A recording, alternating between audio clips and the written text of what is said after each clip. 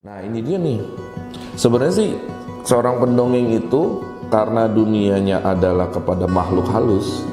Maksudnya makhluk halusnya bukan terestrial ya. Bukan yang itu, bukan. Maksudnya masuk makhluk halus kan anak-anak, masih apa namanya, dunianya masih belum banyak. Berbagi inspirasi di Inspirasi Berbagi.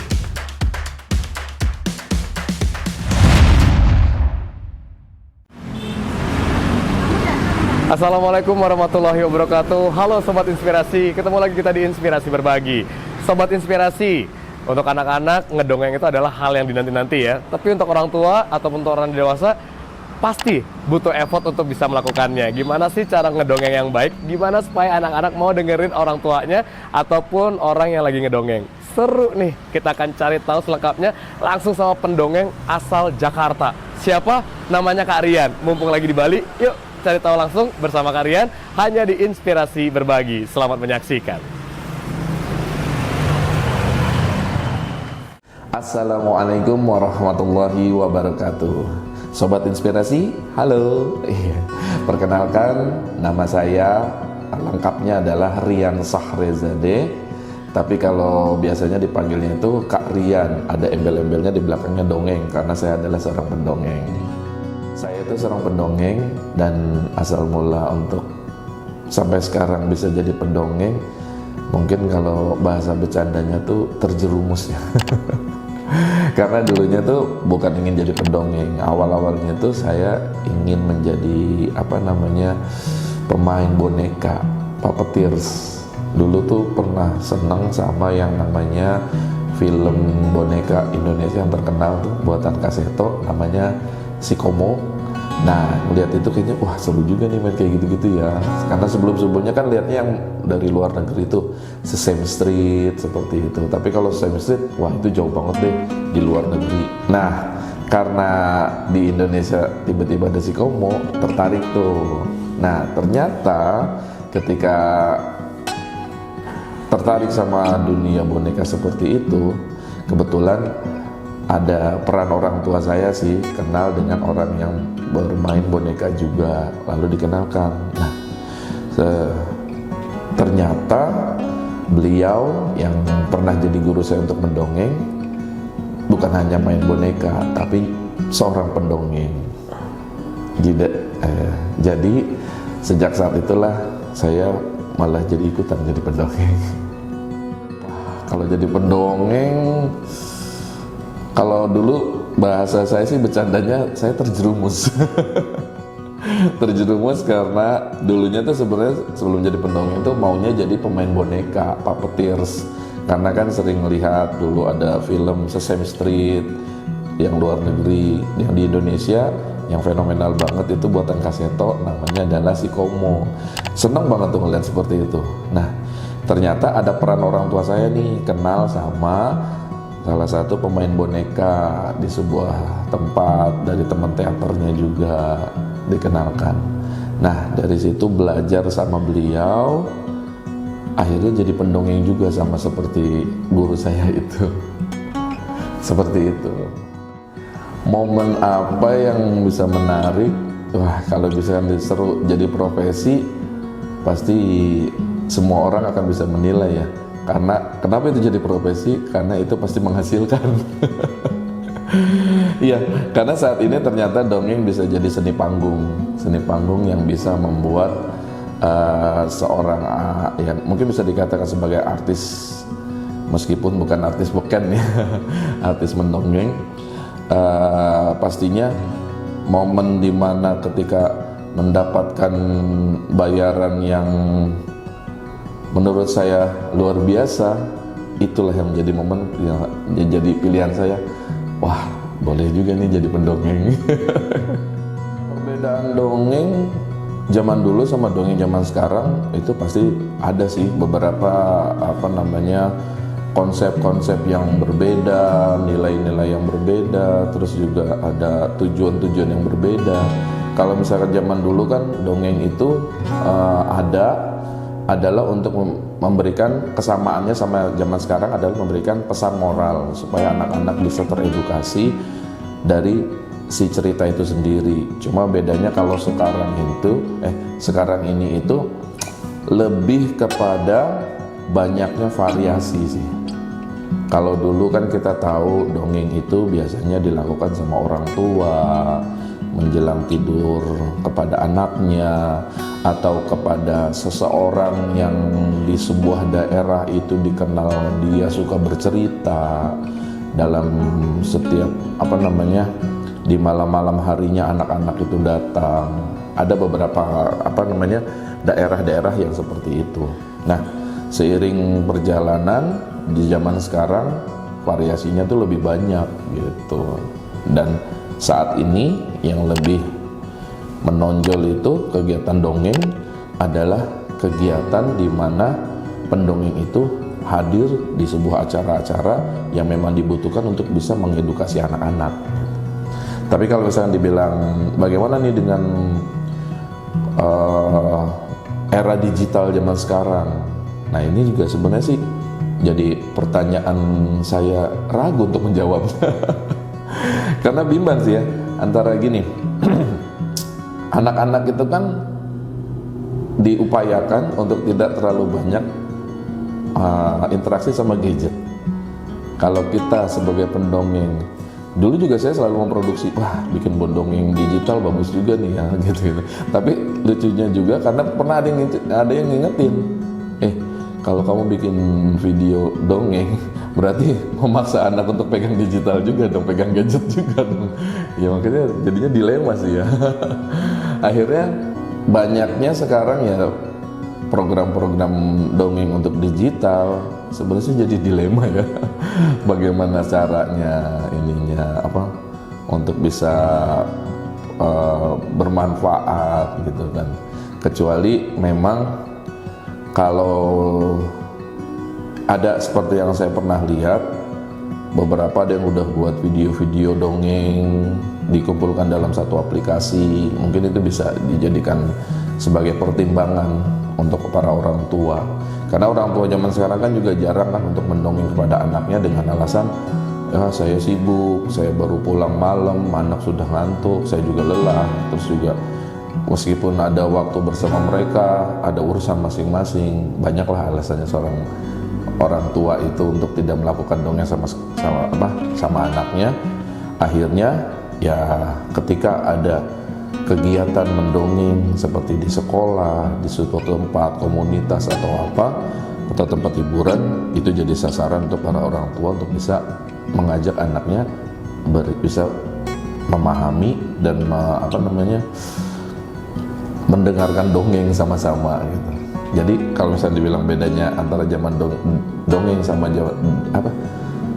apa bedanya dongeng zaman dulu sama dongeng zaman sekarang? Kalau dongeng zaman dulu itu pengantar tidur. Kalau dongeng zaman sekarang bisa anak jadi nggak tidur. Gitu. Nah ini dia nih. Sebenarnya sih seorang pendongeng itu karena dunianya adalah kepada makhluk halus. Maksudnya makhluk halusnya bukan makhluk halus kan anak-anak, masih dunianya masih belum banyak. Nah karena itu sebenarnya pendongeng itu harus lebih mempunyai kebiasaan yang banyak juga sih. Tapi kalau yang paling utama untuk mendongeng itu biasanya, kalau ini ada perbedaan ya antara dongeng yang dilakukan sama seseorang yang melakukan kegiatan profesional sama dongeng yang dilakukan untuk hobi. Saya membaginya jadi ada dua nih. Kalau yang untuk hobi biasanya adalah untuk para orang tua kepada anaknya, saudaranya pada anaknya dalam skala kecil, dalam kehidupan sehari-hari. Nah kalau yang profesional biasanya berada di panggung. Kan sekarang udah terbagi itu seperti itu. Jadi kalau untuk yang skala hobi atau kebiasaan para orang tua, sebenarnya nggak diperlukan hal-hal yang seperti apa sih. Yang diperlukan paling utama adalah kemauan untuk bercerita kepada anaknya. Terus kalau yang profesional ini baru deh itu didukungnya sama macam-macam tuh. Kayak misalkan model suaranya bisa berubah, jadi bisa mewakilkan kayak suara anak-anak, suara orang dewasa, suara seorang ibu, kakek, nenek, merubah suara gitu. Terus didukung sama yang lain-lainnya lagi, kayak misalkan ada main boneka atau dengan cara menggambar atau dengan wayang dan segala macamnya. Pokoknya sih kalau pesan saya untuk para pendongeng, kalau yang hobi utamakan adalah munculkan keinginan untuk bercerita kepada anaknya. Yang kedua, kalau profesional, perbanyak kebiasaan dari setiap pendongeng agar bisa menjadi nilai jual. Seperti itu sih. Saya harus membaginya ada dua lagi nih. Ada yang kelas hobi sama profesional. Kelas hobi tadi yang seperti saya katakan itu bisa jadi adalah orang tua atau bisa jadi juga guru kepada anak muridnya kan. Nah, kalau yang ini kan profesional. Saya ngebahas dari yang pertama dulu deh. Kalau misalkan yang pertama itu yang harus diperhatikan, yang pertama kali adalah situasinya. Kalau sekiranya anak-anak itu sudah mau kita kasih cerita, mereka nyaman, mereka sudah bisa kita ajak interaksi, itu bisa. Nah, kalau misalnya dikatakan waktunya kapan? Bisa kapan aja, kalau bisa jangan nunggu mau tidur gitu. Kalau bisa mau tidur jadikan kewajiban. Tapi di waktu-waktu lainnya itu sebenarnya teman-teman dari para orang tua, guru dan segala macamnya yang bisa melakukan dongeng secara hobi itu bisa kapan aja, dalam waktu yang nggak harus panjang, meskipun pendek 5 menit atau 3 menit pun itu bisa. Nah, kalau di dalam kelas profesional, bagaimana cara membangun supaya anak-anak bisa membangun emosi ya. Untuk membangun emosi pastinya ya, kalau saya itu selalu memberikan pesan kepada teman-teman yang mau belajar mendongeng untuk dalam dunia profesi. Yang pertama itu menguatkan intonasi sama artikulasinya dan pemilihan diksinya. Jadi sudah disusun dia mau ngomong apa, nanti artikulasi sama intonasinya yang menentukan. Jadi kan ada beberapa orang yang merasa mendongengnya sudah merasa bagus, tapi intonasinya sama artikulasinya kurang menarik. Menurut saya sih, ketika seseorang itu bisa mengolah intonasi sama artikulasi dari sebuah kata-kata diksi yang diatur tadi, pasti akan berhasil untuk bisa membangun emosi, karena pendengarnya itu memahami apa yang ingin disampaikan. Kalau ditanya pengalaman yang tidak mengenakan, pernah dikasih tempat lokasi dongeng yang enggak tidak representatif atau apa gitu. Karena waktu itu ini salah satu lokasi dongengnya itu kegiatannya dongengnya agak kayak mungkin bisa dikatakan komersil gitu lah ya. Jadi ada sebuah produk mengundang untuk acara isi kegiatan anak barengan di dalam salah satu acara gathering begitu. Saya lokasinya berseberangan dengan panggung utama, dikasihnya kayak corner kids gitu, kids corner. Nah, baru dongeng kurang lebih 10 menit lagi seru-serunya, panggung utamanya nyala. Sehingga anak-anak langsung ke distract suaranya, bahkan suara saya pun kalah. Saya cuma bisa bingung aja, wah ini saya harus bagaimana lagi, ceritanya belum selesai, pesan moralnya belum sampai, edukasinya juga belum ada disampaikan. Ya udah, itu pengalaman yang paling buruk yang pernah saya rasakan. Pengalaman terbaiknya itu pernah diundang dalam sebuah acara untuk mendongeng. Ada salah satu orang tuanya mengatakan, tolong dong kasih tahu di dalam cerita ini bahwa nggak boleh begini, nggak boleh begitu, nggak boleh gini. Kata saya, oh ini pesannya harus disampaikan ya. Iya boleh nggak? Oh ya udah, nanti saya sampaikan deh. Ternyata ketika saya mendongeng, saya lakukan hal itu, menyampaikan pesan moral, tidak boleh begini, tidak boleh begitu, harus begini, harus begitu. Nah, anak ini maju ke depan. Saya pakai boneka kecil tuh, lagi pegang gini. Dia bilang dia maju. Kak Rian, iya, geser deh bonekanya sebentar. Saya geser nih. Saya buka begini kan, berhadapan sama dia. Yang dia lakukan adalah dia mukul muka saya. Muka saya langsung pusing. Cuma harus di depan anak-anak, harus profesional, harus tersenyum. Saya bingung harus bagaimana.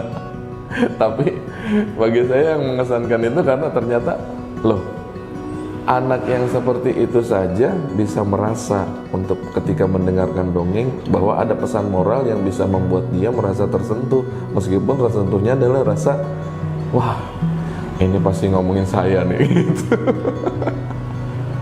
Akhirnya semenjak saat itu kalau ada yang seperti itu lagi, saya mikir-mikir dulu. Misalkan dibilang bagaimana caranya mendongeng gitu kan, step-step untuk begitu mendongeng. Ya kita bagi lagi sih. Yang paling utama sih sebenarnya tadi saya udah mengatakan bahwa pelajari dulu aja bagaimana caranya kita untuk bisa satu merangkai kata-kata. Jadi mempersiapkan diksinya. Apa aja nih mau kita ngomong, semuanya pasti kita bisa lakukan kan.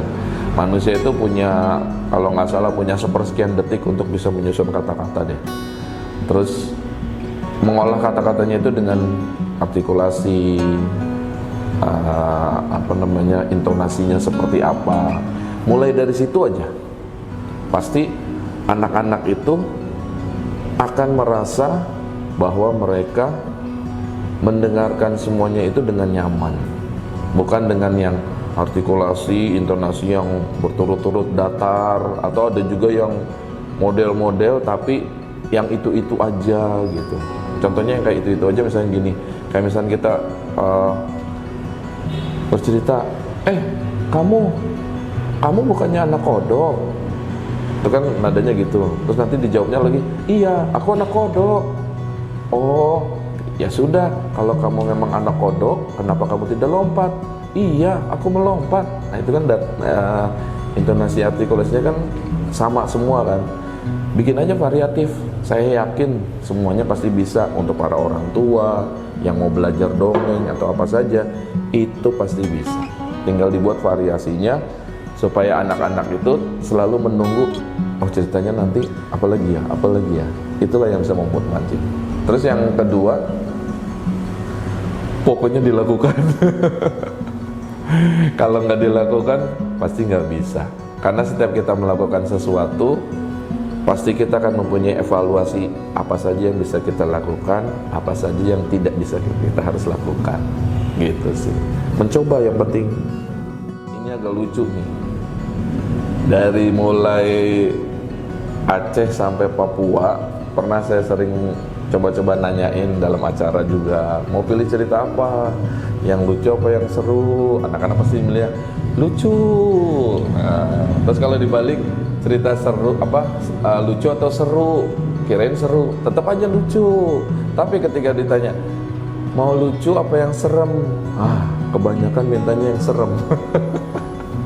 Saya bingung nih sama anak-anak Indonesia, seneng banget dikasih cerita serem.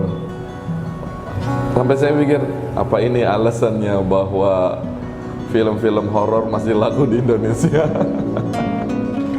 Tapi emang gitu sih, anak-anak tuh seneng dikasih cerita serem, cerita apa. Tapi kadang-kadang sih kalau saya lebih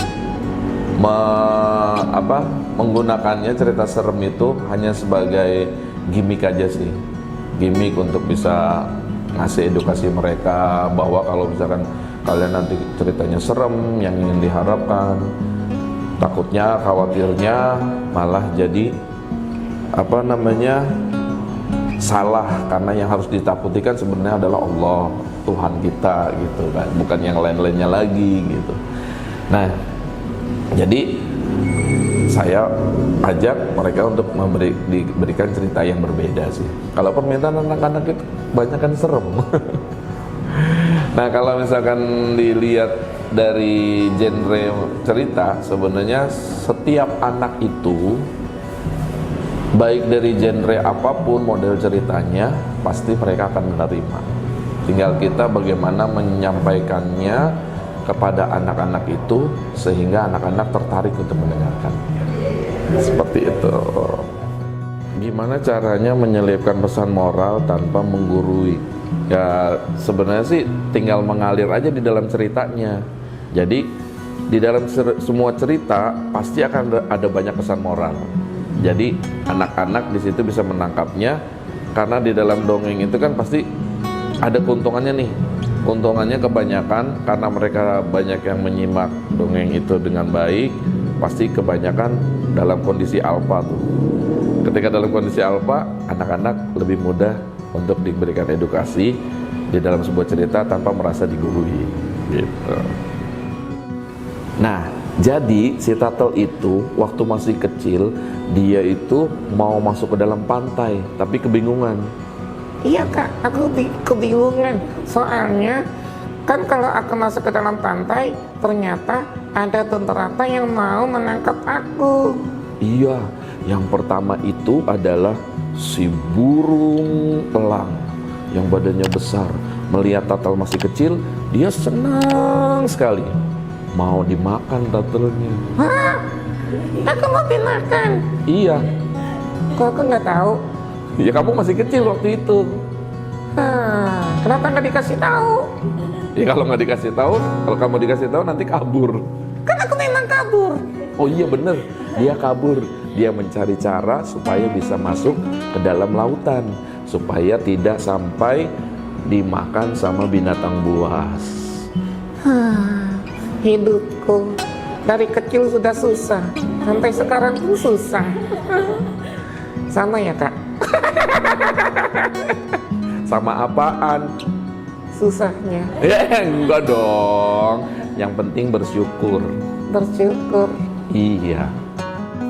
Harapan saya untuk dongeng di Indonesia ini sebenarnya sih harapan besarnya adalah kembali lagi dongeng ini bisa dilestarikan oleh banyak seluruh orang tua kepada anaknya, khususnya untuk seluruh anak-anak Indonesia. Yuk, mama sama papanya perbanyak untuk memberikan cerita kepada anak-anaknya, karena dari cerita ini banyak manfaat yang bisa kita dapatkan untuk menambah kecerdasan anak kita, intelektualnya, dan juga sosialisasinya, serta berbahasa dan macam-macam deh pokoknya. Jangan lewatkan, jangan sepenuhnya diserahkan kepada kami para pendongeng yang suka ada di panggung. Jadi sama-sama, yuk kita sama-sama berjuang untuk anak Indonesia, lestarikan dongengnya. Nah, sobat inspirasi, sepertinya waktunya saya tidak bisa berlama-lama nih. Tapi mau mengingatkan sekali lagi kepada teman-teman sobat inspirasi, yuk sama-sama yuk kita mempunyai budaya dongeng di Indonesia ini. Kita lestarikan sama-sama, jangan sepenuhnya diserahkan kepada pendongeng profesional. Untuk mama, papa, para orang tua di Indonesia, upayakan untuk bisa memberikan dongeng terbaik untuk anak-anaknya, karena sesungguhnya mama dan papa itulah dimana seorang pendongeng yang hebat untuk mereka. Jadi kami sebagai seorang pendongeng profesional mengharapkan kita sama-sama melestarikan dongeng sama-sama. Aku juga dilestarikan loh. Iya, kamu kan penyu, Oh iya. tapi kan kamu bisa jadi di dalam ceritanya. Iya ya. Kak, padahal aku masih mau nonton loh. Ya kalau teman-teman sobat inspirasi mau lihat lagi dongengan tentang saya, nanti cari aja di googling ya. Kalau misalkan ditunjukkan di mananya, saya ternyata nggak banyak video. Kok gitu? Iya. Ya, banyakin dong. Ya udah, nanti teman-teman aja yang upload kalau lihat saya mendongeng ya. Sampai di sini dulu sobat inspirasi. Tunggu. Kenapa? Dadah kakak. Ngapain Turtle? Baik, sampai di sini dulu sobat inspirasi. Wassalamualaikum warahmatullahi wabarakatuh. Waalaikumsalam warahmatullahi wabarakatuh. Sobat inspirasi, keren banget ya Kak Rian ya, apalagi tadi praktek dongengnya, wow lucu banget. Dan ternyata nggak gampang untuk bisa jadi pendongeng, tapi bukan berarti nggak bisa. Setiap kita juga bisa belajar untuk ngedongeng asalkan kita mau belajar. Itu yang paling penting ya, intonasinya, artikulasinya, sehingga kita bisa mendapatkan atau menyelipkan moral-moral penting dalam kita mendongeng. Yang paling penting adalah juga emosinya nyampe kepada pendengarnya, yaitu anak-anak ya. Semoga Sobat Inspirasi bisa mengambil banyak hal-hal penting, poin-poin sehingga bisa diaplikasikan untuk kita ngedongengin anak kita, siapapun yang ingin mendengarkan dongeng, dan tentunya agar kita mengembangkan ataupun mempertahankan budaya bangsa kita Indonesia dalam mendongeng. Dan tentunya jangan lupa untuk subscribe, like, share, komen dari channel kesayangan kita Inspirasi Berbagi. Saya Oman Riyadi Nur pamit, ketemu lagi kita di episode berikutnya. Wassalamualaikum warahmatullahi wabarakatuh. Sampai jumpa. Berbagi inspirasi di Inspirasi Berbagi.